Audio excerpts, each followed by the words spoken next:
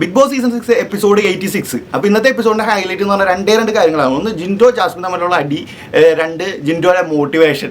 ഈ രണ്ട് കാര്യങ്ങളാണ് ഹൈലൈറ്റ്. ബാക്കി ഒരു കാര്യം ഇമ്പോർട്ടൻ്റ് അല്ല, പല ടാസ്കുകളും കാര്യങ്ങളെല്ലാം ഉണ്ടായിരുന്നു. എന്നാലും ഇമ്പോർട്ടൻ്റ് ആയിട്ടുള്ള രണ്ട് കാര്യങ്ങൾ എനിക്ക് എടുത്ത് പറയാൻ ഈ രണ്ട് കാര്യങ്ങളെ പറ്റിയേ ഉള്ളൂ.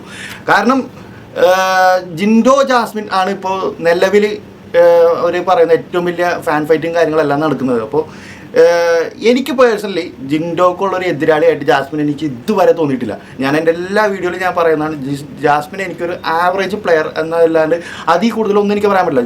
ജാസ്മിൻ ഒരു മോശം പ്ലെയർ എന്ന് ഞാൻ ഒരിക്കലും പറയില്ല. ജാസ്മിൻ്റെ പല കാര്യങ്ങളും മോശം പ്രവൃത്തികൾ ഒരുപാട് അതിൻ്റെ അകത്തുണ്ട്, അത് എല്ലാ കണ്ടസ്റ്റൻറ്റിനും ഉണ്ട്. അതേപോലെ ജാസ്മിന് ഒരുപാട് മോശം പ്രവൃത്തികളും കാര്യങ്ങളെല്ലാം ഉണ്ട്.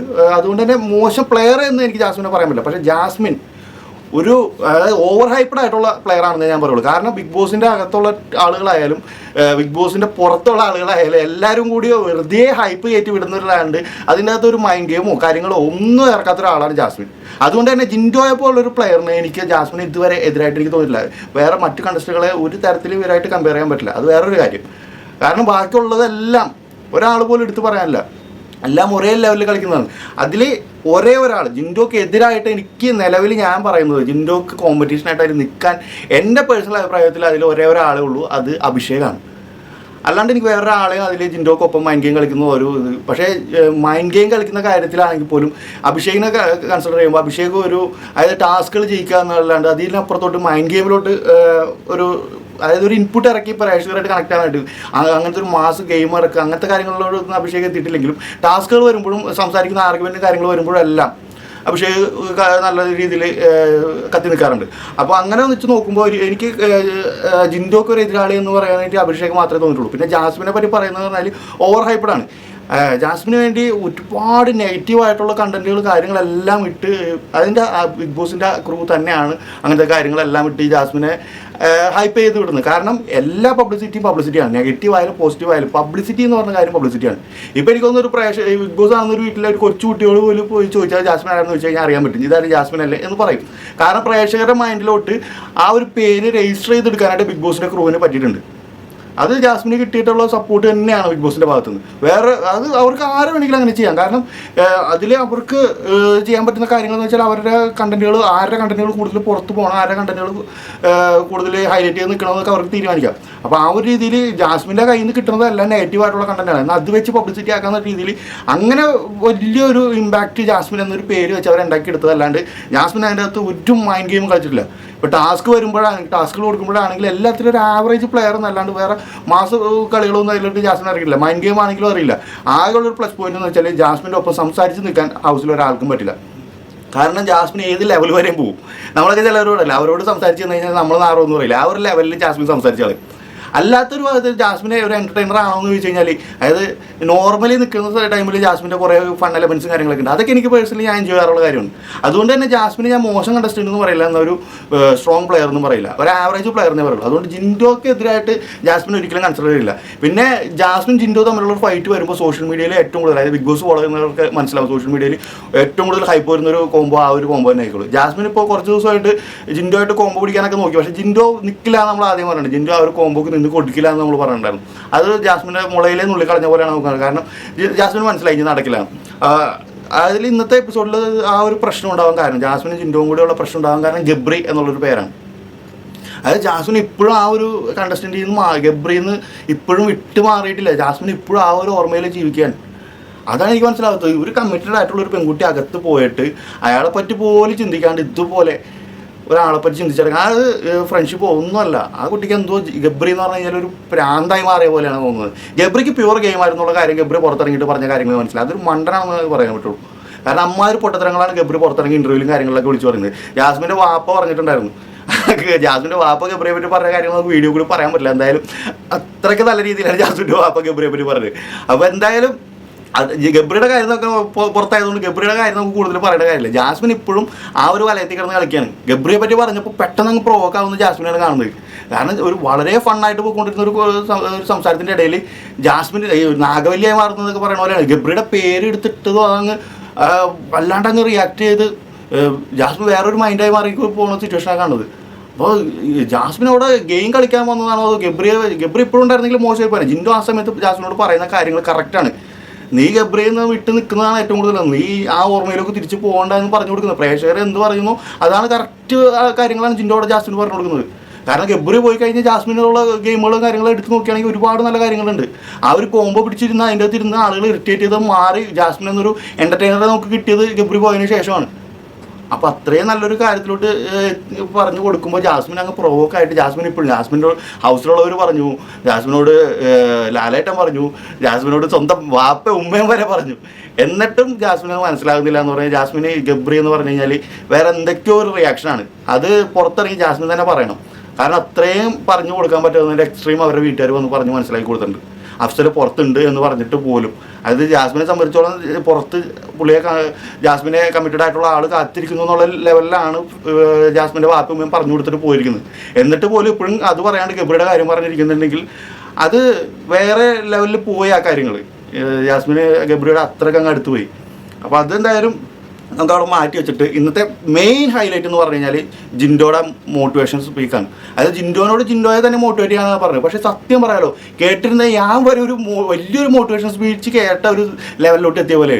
എന്നോട് ഒരുപാട് പേര് എൻ്റെ വീഡിയോസിൽ കമൻറ്റ് ചെയ്യാറുണ്ട് ഞാൻ ജിൻഡോൻ്റെ പി ആറാണെന്നൊക്കെ പറഞ്ഞിട്ട്. ഞാൻ മറ്റു റിവ്യൂ ചാനലുകളെ പോലെ എല്ലാവരെയും ഒരേ സൈഡിൽ കണ്ടിട്ട് പറയാനൊന്നും എനിക്കറിയാൻ പാടില്ല. എനിക്ക് ആരെ ഇഷ്ടം അത് ഞാൻ ഓപ്പണായി പറയുന്നത്. എനിക്ക് കുറച്ച് എപ്പിസോഡ് കഴിഞ്ഞപ്പോൾ തന്നെ എനിക്ക് ജിൻഡോ ഇഷ്ടമാണ്. ഞാൻ അത് കറക്റ്റായിട്ട് ഞാൻ പറയും, എനിക്ക് ജിൻഡോ ആണ് ഇഷ്ടം. എനിക്ക് ഫേവറേറ്റ് ആയിട്ടുള്ള ഒരു പ്ലെയർ ഉണ്ടാകാൻ പാടില്ല. അപ്പോൾ തന്നെ എന്നെ പി ആർ ആക്കിയാണ്. എന്തായാലും എനിക്ക് ഇഷ്ടം കാരണം ജിൻഡോ ആയിട്ട് എനിക്ക് ജിൻഡോ പറയുന്ന കാര്യങ്ങൾ, ജിൻഡോയുടെ ലൈഫ് സ്റ്റോറിയും കാര്യങ്ങളെല്ലാം എനിക്ക് വല്ലാണ്ട് കണക്റ്റ് ആവുന്ന ഒരു കാര്യമാണ്. കാരണം ഒരു കോമണറായിട്ട് അവിടെ പോയ ഒരാളെ പോലെയാണ് എനിക്ക് ഫീൽ ചെയ്യുന്നത്. കാരണം പ്രേക്ഷകരെ പ്രതികരിച്ച് അതിൻ്റെ അടുത്തോട്ട് പോയ ഒരാളെ പോലെയാണ് എനിക്ക് തോന്നുന്നത്. എൻ്റെയൊക്കെ ലൈഫായിട്ട് ഒരുപാട് കണക്ട് ചെയ്യാൻ പറ്റുന്ന പോലത്തെ എനിക്ക് ഇടയ്ക്കിടയ്ക്ക് ഫീൽ ചെയ്യാറുണ്ട്. അത്രയും മോട്ടിവേഷണൽ ആയിട്ടുള്ളൊരു ക്യാരക്ടറാണ് അങ്ങേര്. ഒന്നുമില്ലായ്മയിൽ നിന്ന് ഈ ഒരു ലെവലിലോട്ട് എത്തി എന്ന് പറയുന്നതിന് ഏറ്റവും വലിയ കാര്യമാണ്. ആ പുള്ളി അനുഭവിച്ച സ്ട്രഗിളും കാര്യങ്ങളൊക്കെ വെച്ച് നോക്കുമ്പോൾ ഹൗസിലെ പലരും പറയുന്ന കഥകളൊക്കെ പുള്ളിയുടെ കഥയായിട്ട് കമ്പയർ ചെയ്യാൻ പോലും പറ്റാത്ത, പുള്ളി വേറെ പാത്തിൽ അതിലെത്തിയ ഒരാളാണ്. അങ്ങേർക്ക് സംസാരിക്കാൻ അറിയില്ല, അങ്ങനെ മണ്ടനാണ്, അങ്ങനെ നുണ പറയും, കള്ളനാണ്, എന്തൊക്കെ ലെവൽ അങ്ങേർക്ക് അടിച്ചു കൊടുത്തിട്ടുണ്ട്. എന്നിട്ടും അയാൾ ഇന്ന് വരെ ഒരു തരി പോലും തളർന്നു പോകേണ്ട അയാൾ അതിൻ്റെ അകത്ത് പിടിച്ചു നിന്നിട്ടുണ്ട്.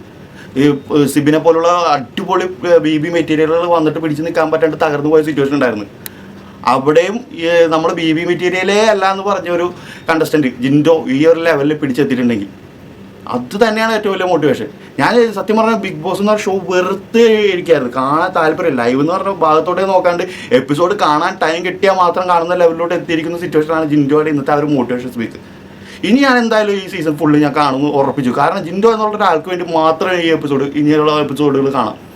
കാരണം അത്രയും അടിപൊളിയായിരുന്നു ഇന്നത്തെ ആ ഒരു, സത്യം പറഞ്ഞാൽ റോമാൻറ്റിഫിക്കേറ്റഡ് ആയിരുന്നു പുള്ളിയുടെ ആ ഒരു സ്പീച്ച് കേട്ട് കഴിഞ്ഞപ്പോൾ. ഞാൻ എൻ്റെ ഫോണിൽ ഇടയ്ക്ക് ഒരുപാട് വീഡിയോസൊക്കെ ഇങ്ങനെ സേവ് ചെയ്തിടാറുണ്ട്. ഇടയ്ക്കിടയ്ക്ക് ഇതുപോലെ ഡൗൺ ആകുമ്പോൾ കാണാനും മോട്ടിവേറ്റ് ആവാനൊക്കെ ആയിട്ട് ആ ഒരു ലിസ്റ്റിലോട്ട് ആഡ് ചെയ്യാൻ പറ്റിയ ഒരു ഐറ്റമാണ് ജിൻഡോയുടെ ആ ഒരു സ്പീക്ക്. അതായത് കള്ളനെന്ന് വിളിച്ച് മണ്ടനെന്ന് ലേബൽ ചെയ്ത ഒരാളുടെ ഒരു വളർച്ചയാണ് നമ്മൾ പിന്നീട് കണ്ടത്. ഇന്നത്തെ എപ്പിസോഡിൽ തന്നെ എന്തെല്ലാം കാര്യങ്ങൾ പുള്ളി അതിൽ പറഞ്ഞിട്ടുണ്ട്. പുള്ളിയെ പറ്റി മറ്റുള്ളവർ പറയുന്നത് തന്നെ ചിന്തിച്ച് നോക്കിയാൽ മതി. പുള്ളി ജിൻഡോയുടെ കാര്യം എടുത്ത് പറയുകയാണെങ്കിൽ പുറത്തിറങ്ങിയ റസ്മിനായാലും അപ്സരയായാലും ഇവരെല്ലാവരും ജിൻഡോക്ക് എതിരായിട്ട്, നമ്മൾ അതിൻ്റെ അകത്തൊരു നെറ്റ്വർക്ക് ഉണ്ടാകുമെന്ന് പറഞ്ഞില്ല. ജാസ്മിൻ, ഗബ്രി, നോറ, അപ്സര, പിന്നെ റസ്മിൻ, ഇവരൊക്കെ എല്ലാം ഒരു നെറ്റ്വർക്കായിട്ട് അതിൻ്റെ അകത്ത് കളിച്ചിരുന്ന ആളുകളാണെന്നുള്ളത് നമ്മൾ പറഞ്ഞിരുന്നത്. അപ്പോൾ ഇതിലെ നെറ്റ്വർക്കിലെ മെയിൻ ആളുകൾ പുറത്തിറങ്ങിയപ്പോൾ ഇപ്പോൾ റസ്മിനായാലും നമ്മുടെ അപ്സര ആയാലും പുറത്തിറങ്ങിയിട്ട് കൊടുത്ത ഇൻ്റർവ്യൂകൾ കണ്ടു കഴിഞ്ഞാൽ പറയും അവർ കൂടുതൽ സംസാരിക്കുന്നത് ജിൻഡോയുടെ നെഗറ്റീവ്സാണ്. അവരോട് ഇൻ്റർവ്യൂകൾ ചോദിക്കുന്ന പോലുമില്ല. എന്നാലും അതായത് അവർക്ക് എവിടെ നിന്നോ ഒരു ഇൻഫർമേഷൻ കിട്ടിയ പോലെയാണ് അവർ ജിൻഡോക്കെതിരെ നെഗറ്റീവായിട്ട് സംസാരിച്ചുകൊണ്ടിരിക്കുന്നത്. അവർ ചോദിക്കുന്നത് പ്രേക്ഷകർ എന്ത് കണ്ടിട്ടാണ് ജിൻഡോക്ക് വോട്ട് ചെയ്യുന്നതാണ്, ജിൻഡോയുടെ എന്ത് ഗെയിം കണ്ടിട്ടാണ് നിങ്ങൾ ജിൻഡോക്ക് വോട്ട് ചെയ്യുന്നതെന്ന് ചോദിക്കുന്നത് അപ്സര ചോദിക്കുന്നുണ്ടായിരുന്നു. അപ്പോൾ നേരെ തിരിച്ച് അവരോട് ചോദിക്കുക. അവരുടെ ഇൻ്റർവ്യൂവിൽ ഓരോ കാര്യങ്ങൾ പറയുന്ന ഓരോ ക്ലിപ്പ് എടുത്ത് കാണിച്ചതിനുള്ള മറുപടി എനിക്ക് പറയണമെന്നുണ്ട്. പക്ഷേ വീഡിയോ ഭയങ്കര ലെങ്ത് ആയി പോകും. അതുകൊണ്ടാണ് വീഡിയോ കാണാത്തവർ പോയി അവരുടെ ഇൻ്റർവ്യൂസ് ഒന്ന് കാണുന്നത് നല്ലതായിരിക്കും. കാരണം അതിൽ ഇൻ്റർവ്യൂ ചെയ്യാനിരിക്കുന്ന ആൾ അപ്സരോട് ചോദിക്കുന്നുണ്ട്, ഞാൻ ഇൻ്റർവ്യൂ ചെയ്യാൻ വന്നിരുന്നിട്ട് ഏറ്റവും കൂടുതൽ സംസാരിക്കുന്നത് ജിൻഡോയെ പറ്റിയാണല്ലോ, അതെന്തിനാണ് അവരെന്തോ ജിൻഡോക്കെതിരെ നെഗറ്റീവ് പറയാൻ വേണ്ടി വന്നിരുന്ന പോലെ എനിക്ക് ഫീൽ ചെയ്യുന്നത്. റസ്മിൻ്റെ കാര്യമാണെങ്കിൽ ജിൻഡോ A to Z കുറ്റങ്ങൾ അതിൻ്റെ അകത്ത് വിളിച്ച് പറയുന്നുണ്ട്.